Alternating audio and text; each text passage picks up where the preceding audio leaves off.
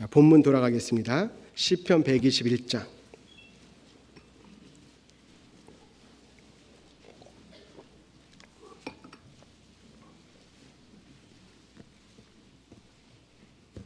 여호와께서 121장 7절 한번 같이 읽겠습니다.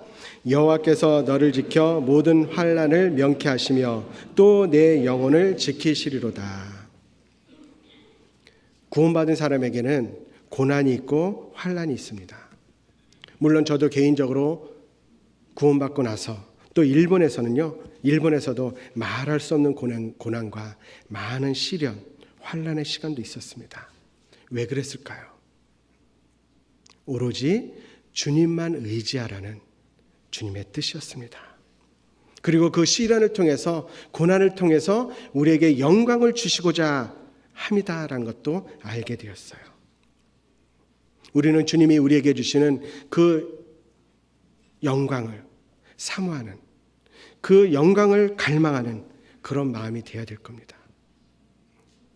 로마서 말씀에 자녀이면 후사 또한 후사, 곧 하나님의 후사여 그리스도와 함께한 후사니 우리가 그와 함께 영광을 받기 위하여 고난도 함께 받아야 될 것이니라. 생각건대 현재의 고난은 장차 우리에게 나타날 영광과 좋게 비교할 수 없다라고 말씀하셨어요. 그 영광이 있어요. 그 영광이 있었기 때문에 아브라함은 그 평생 살았던 고향을 등지고 가나안 땅으로 갈 수가 있었습니다. 그 야곱은 그 영광을 바라봤기 때문에 장자의 명분을 사모하게 되었고 야복강에서 천사를 붙들고 씨름을 했습니다. 그 영광을 바라봤기 때문에 모세는 세상의 모든 것을 다 버리고 주님의 상주심을 바라왔다라는 거예요. 정말 우리가 하나님의 영광을 갈망한다면, 그것을 사모한다면 고난을 기뻐해야 돼요. 즐거운 마음으로 주님께서 우리에게 주신 고난에 참여해야 됩니다. 왜요? 우리는 참된 소망, 이 땅에 참된 소망을 갖고 있는 게 아니잖아요. 우리의 돌아보는 것은 보이는 것이 아니잖아요. 보이지 않는 거잖아요. 보이는 것은 잠깐이요 보이지 않는 것은 영원하다라고 했어요. 우리는 영원을 바라보며 영원을 향해서 달려가는 사람들이에요. 그렇기 때문에 이 땅에 많은 고난이 있고 많은 환난이 있을 수 있어요. 내가 사망의 음침한 골짜기로 다닐지라도 그래도요, 해를 두려워하지 않을 것은 주께서 나와 함께 하심이라. 주의 지팡이가 막대기가 나를 안위하시나이다. 사망의 음침한 골짜기. 자, 사망의 음침한 그 골짜기는요, 높은 산을 가기 위해서 반드시 거쳐야 될 곳입니다. 그렇죠? 높은 산. 그 사망의 음침한 골짜기를 걸어가면서 우리는 주님과 더욱 친밀한 교제를 할 수 있고 주님과 더욱 가까이 할 수 있고 말씀의 능력을 경험하고 하나님의 크신 위로를 경험하게 됩니다. 근데요, 이 사망의 음침한 골짜기는 머무는 곳이 아니에요. 통과하는 곳입니다. 지나가는 거예요. 계속 있는 것이 아니에요. 그렇기 때문에요, 우리가 지금 걷고 있는 이 고통은 반드시 끝납니다. 그것이 언제일지 모르지만 사실 동트기 전에 가장 어두운 법이라고 하잖아요. 혹시 고난 가운데, 어려움 가운데, 슬픔 가운데 많이 힘이 드십니까? 곧 동이 틀 겁니다. 조금만 참고 견디면 밝은 빛을 볼 수 있을 거예요. 물이 몇 도에서 끓죠? 100도에서. 99도에서는 절대 끓지 않습니다. 정확히 100도가 되어야 물이 끓어요. 그러면요, 액체였던 물이 기체로 바뀌는 거예요.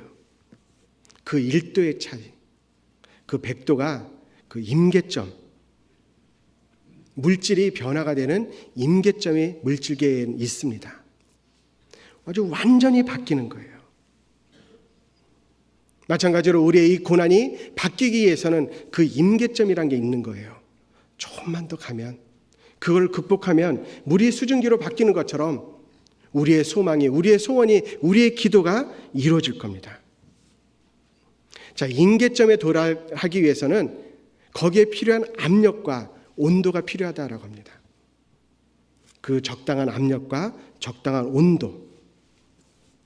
마찬가지로 신앙의 임계점에 도달하기 위해서는 우리를 짓누르는 그 압력과도 같은 고난이 필요한 거예요.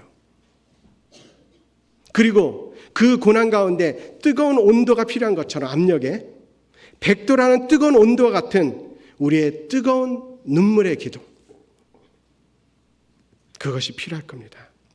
인내 가운데 고난 가운데 간절히 기도하면 그 임계점을 넘을 거예요.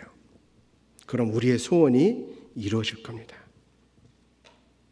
물이 임계점인 100도에 딱 도달하면요, 막 끓어가지고 액체가 기체로 바뀌잖아요. 그런 것처럼 우리의 고난과 그 속에서 정말 주님만 바라보고 인내하고 간절히 기도하면 그것이 임계점이 돼서 반드시 주님의 커다란 역사가 함께 하실 겁니다. 골짜기는요, 골짜기가 깊으면 깊을수록 그 산은 높은 겁니다. 마찬가지로 우리에게 오는 그 고난이 크면 클수록 주님께서 우리를 위해서 준비하신 그 영광은 훨씬 더 클 거예요. 그런데 이 고난의 깊은 골짜기를 지나갈 때 결코 자기 혼자가 아니에요.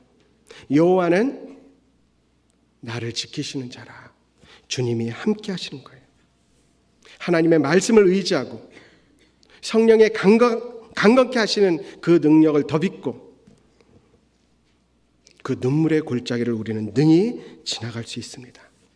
여호와께서 너를 지켜 모든 환난을 명케 하시며 또 내 영혼을 지키시리로다. 주님이 지켜주실 겁니다.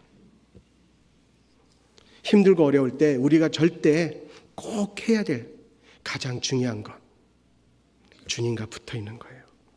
주님 곁에 잘 붙어 있는 것. 가지가 포도나무에 붙어 있는 것처럼 주님께 붙어 있어야 됩니다. 그럼 반드시 그 임계점을 통과하게 될 거예요. 조개 중에 삿갓조개라고 있어요.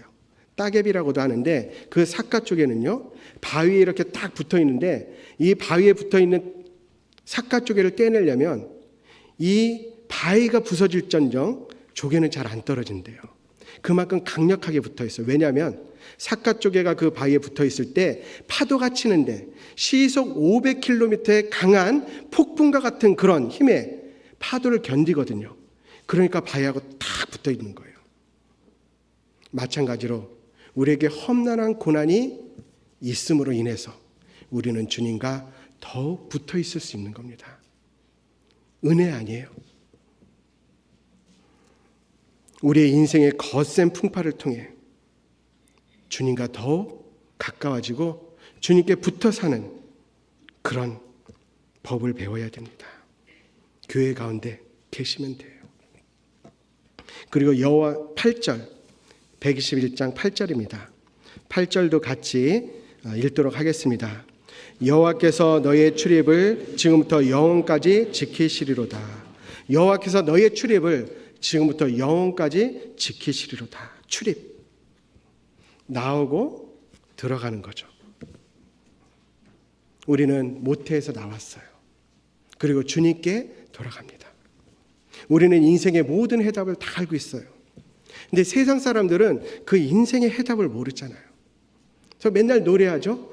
인생은 나그네 길 어디서 왔다가 어디로 가는가. 노래하면서 끝까지 다 불러봐도 해답은 안 나오더라고요. 그런데 우리는 노래할 수 있어요. 인생은 나그네 길 주님께 왔다가 주님께 간다네. 맞죠?